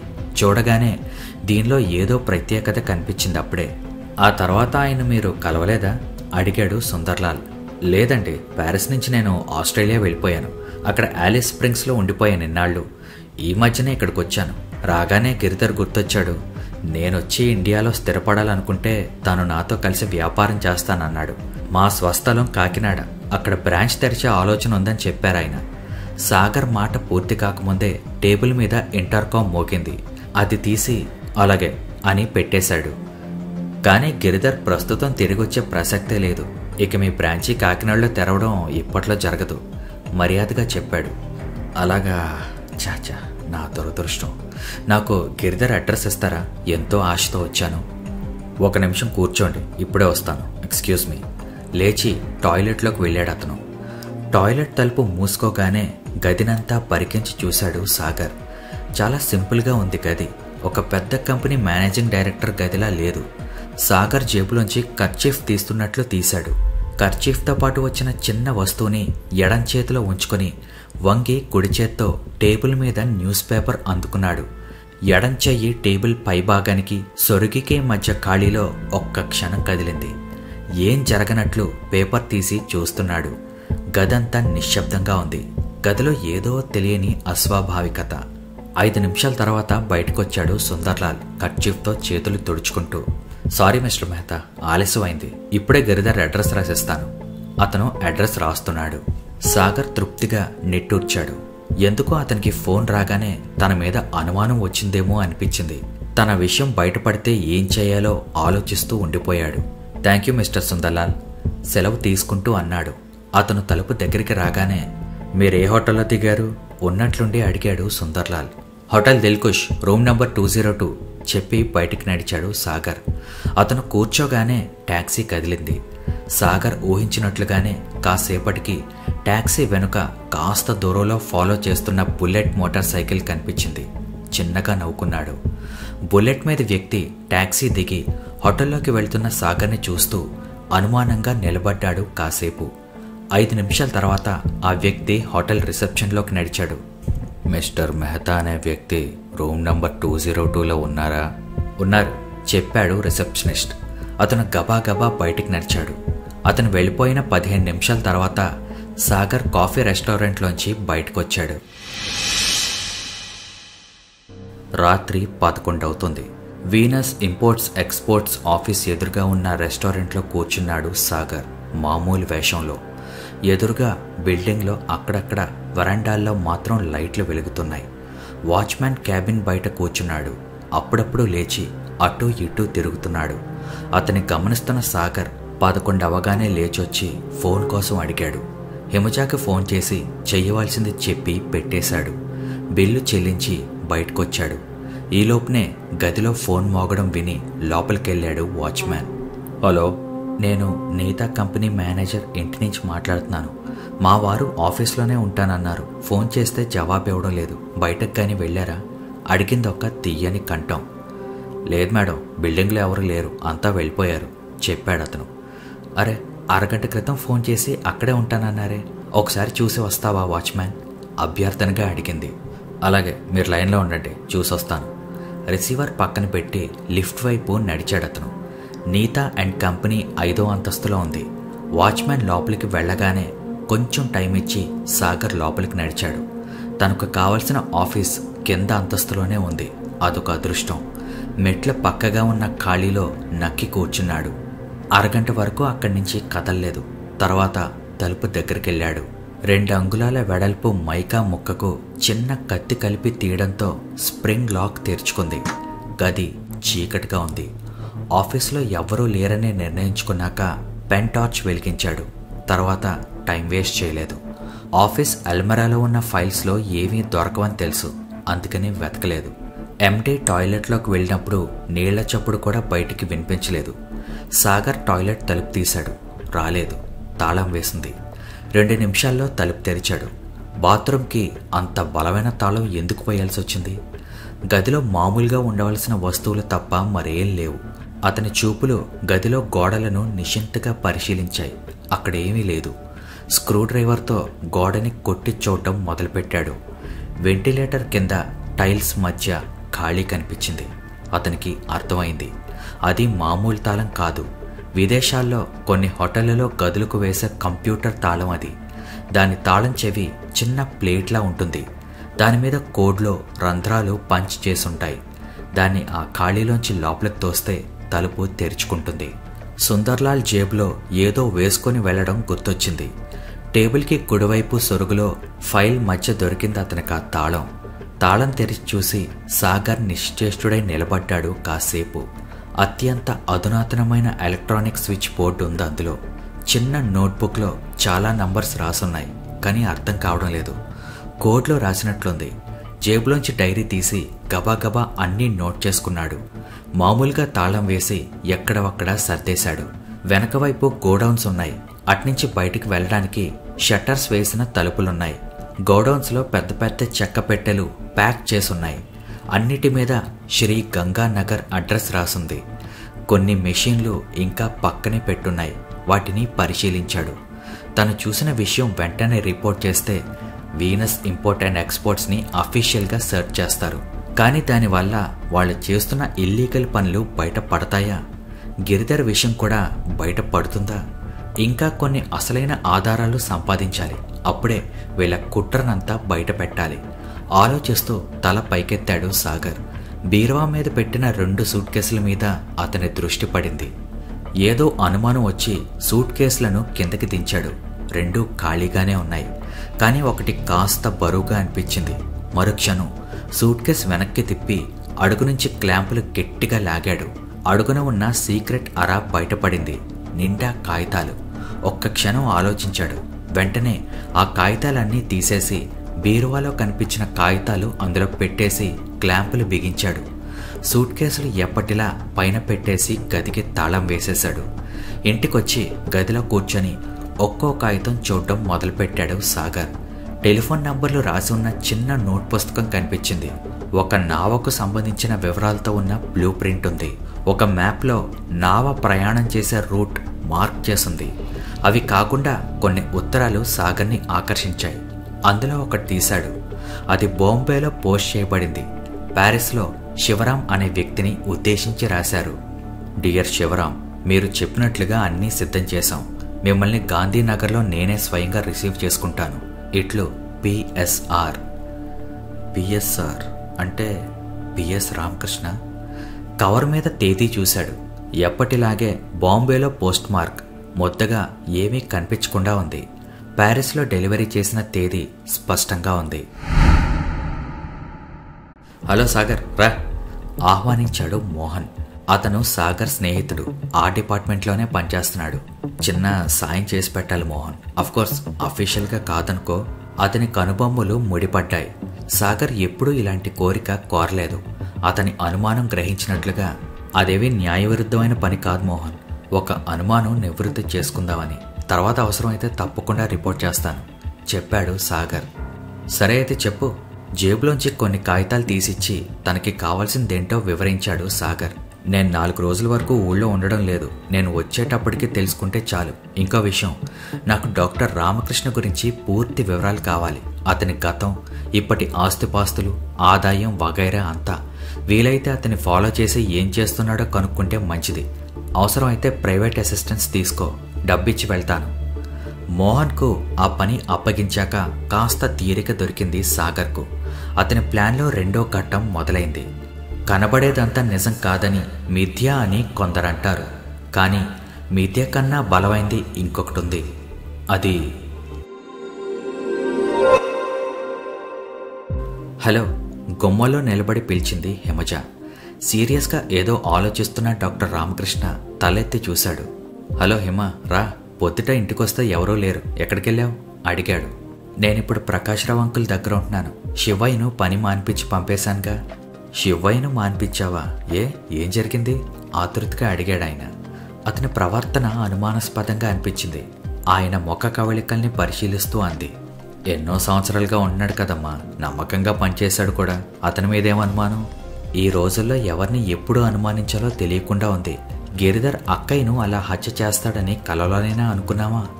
గిరిధర్ విషయం వేరమ్మా. హత్య చేసింది అతని మనుషుల్లో ఉండి కాదు. ఎప్పుడో చచ్చిపోయిన శేఖరం ఆత్మ అని నన్ను భయపెట్టడానికి ప్రయత్నించకండి. పద్మజాల సులభంగా నేను నమ్మేదాన్ని కాదు. గిరిధర్ చాలా బాగా నటించాడని నా ఉద్దేశం. నీకు అనుభవం లేదమ్మా, అందుకే అలా మాట్లాడుతున్నావు నెమ్మదిగా అన్నాడు రామకృష్ణ. మీకు దయ్యాలతో చాలా అనుభవం ఉందా డాక్టర్? అంతే కూల్గాను అడిగింది హిమజ. ఉందే హిమజ, కాబట్టే నీలా ఆవేశపడడం లేదు. అర్థం చేసుకోగలను. ఒకసారి నాతోరా. లేచి నిలబడుతూ అన్నాడు. హిమజ అతన్ని అనుసరించింది. ఆయన కొత్తగా కట్టుకున్న ఇల్లు పూర్తిగా చూడటం ఇదే మొదలు. రామకృష్ణ ఒక గది తలుపులు తెరిచాడు. ఎదురుగా నిలువెత్తు ఫోటో. అతను చెప్పడం మొదలుపెట్టాడు. మా అన్నయ్య వదినల పెళ్లి ఫోటో ఇది. అన్నయ్య నాకంటే 10 ఏళ్ళు పెద్దవాడు. నాకు 15 ఏళ్ళప్పుడు అన్నయ్యకి పెళ్ళయింది. పెళ్ళయి 2 నెలలైనా కాకముందే అన్నయ్య పిచ్చి పిచ్చిగా ప్రవర్తించడం మొదలుపెట్టాడు. మాకు తెలియని భాషలో ఏదేదో మాట్లాడుతూ ఉండేవాడు. ఎవరో చెప్పారు అది భోజ్పురి భాష అని. అన్నయ్య ఎప్పుడూ బీహార్ ప్రాంతానికే వెళ్ళలేదు. మాకు బీహార్ వాళ్ళెవరితోనూ ఎప్పుడూ పరిచయం అయినా లేదు. మరి అది అతనికి ఎలా వచ్చిందో మాకు అర్థం కాలేదు. నవ్వుతూ తుళ్ళుతూ మాట్లాడుతూ ఉండే అన్నయ్య ఉన్నట్టుండి పిచ్చి పిచ్చిగా వాగడం మొదలుపెట్టేవాడు. గంతులేసేవాడు. ఒక్కోసారి జుట్టు పీక్కుంటూ ఏడ్చేవాడు. నాన్నగారు ఎందరో డాక్టర్ల దగ్గరికి తీసుకెళ్లారు. ప్రయోజనం లేకపోయింది. మంచి భూత వైద్యుల్ని పిలిపించారు. వాళ్ల వైద్యంలో కొన్నాళ్ళు బాగానే ఉండేవాడు. మళ్లీ మొదలయ్యేది. వదిన జబ్బు పడింది. ఆమె అప్పటికే గర్భవతి కూడా. దాదాపు 6 నెలలు మేం చాలా అవస్థపడ్డాం. అన్నయ్యను రాత్రులు కాపలా కాయడం చాలా కష్టం అయ్యేది. నిద్రలో లేచి వెళ్ళిపోయేవాడు. ఒకసారి నవంబర్ నెలలో మామిడి పళ్ళు కావాలని గోల పెట్టాడు. ఎక్కడి నుంచి తెస్తాం? ఇవ్వలేదని మీ వాడిని ప్రాణాలతో వదలను అని ఒళ్ళంతా రక్కుకున్నాడు. రక్తసిక్తం అయిపోయింది శరీరం. స్పృహ తప్పి పడిపోయాడు. కాసేపు అయ్యాక నాకేమైంది, ఈ గాయాలేంటి అని అడిగాడు. ఇదంతా కళ్ళారా చూసినవాణ్ణి, అనుభవించినవాణ్ణమ్మా. తర్వాత ఏమైంది అంకుల్ అడిగింది హిమజ. వదినకు బాబు పుట్టాడని వార్తొచ్చింది. విషయం వినగానే అన్నయ్య సంతోషంతో గంతులు వేశాడు. అందరికీ స్వీట్లు పంచిపెట్టాడు. అలా స్వీట్లు ఇస్తూనే పెద్దగా నవ్వాడు. పిచ్చిగా గంతులు వేశాడు. అందరం చూస్తూ ఉండగానే పైకి పరిగెత్తాడు. మేమందరం వెనకే పరిగెత్తాం. కానీ లాభం లేకపోయింది. 3వ అంతస్తు నుంచి రోడ్డు మీదకి దూకేశాడు. అది మెయిన్ రోడ్. సమయానికి అటుగా వెళ్తున్న బస్ అతని మీద నుంచి వెళ్ళకపోతే బహుశా బ్రతికేవాడేమో. రామకృష్ణ ఆగి నెమ్మదిగా అన్నాడు, ఆత్మకు చావు లేదని, మళ్ళీ మళ్ళీ పుడుతుందని మన శాస్త్రాల్లో చెప్పింది నేను నమ్ముతున్నాను. అలాంటప్పుడు ఆత్మ ఆవహించడంలో ఆశ్చర్యమేమీ లేదని నా ఉద్దేశం, నా అనుభవం కూడా. కావాలంటే నీకు కొన్ని కేసులు ప్రత్యక్షంగా చూపించగలను కూడా. హిమజ అతన్నే చూస్తుంది. ఇదే కథ ఎవరో చదువుకోనివాడు చెప్తే తాను నవ్వుతూ వినేది. కానీ ఒక సైకాట్రిస్ట్ చెప్తున్నాడు, ఇలాంటి వాళ్లే సమాజానికి చీడపురుగులు. తమకున్న వైద్య జ్ఞానాన్ని అడ్డుగా పెట్టుకొని అవతలి వాళ్లని హేతువు వైపు వెళ్లకుండా నిరోధిస్తారు. దురదృష్టవశాత్తు ఐపీసీలో వీరికి ఏ శిక్ష లేదు. ఆయన దగ్గర సెలవు తీసుకొని వచ్చేసింది. రాత్రి 8 దాటింది. అహ్మదాబాద్ పరిస్థితి ఉద్రిక్తతతో నిండుకొనుంది. ఏ క్షణంలోనైనా ఆ గంభీరత బద్దలై పరిస్థితి ప్రమాదకరం కావచ్చు. ఖేడాలో జరిగిన మారణకాండలో ప్రజలు ఉద్రిక్తులై ఉన్నారు. పోలీసులు కనిపిస్తే హత్య చేసేటట్లున్నారు. సాగర్ హోటల్ రూమ్ నుంచి వీనస్ ఇంపోర్ట్స్ అండ్ ఎక్స్పోర్ట్స్ ఆఫీస్కి ఫోన్ చేశాడు. ఎవరూ ఫోన్ ఎత్తడం లేదు. అంటే వాచ్మెన్ కూడా లేడా అనుకుంటూ హోటల్ నుంచి బయటకొచ్చాడు. జేబుల్లో చేతులు పెట్టుకుని క్యాజువల్గా నడక సాగించాడు.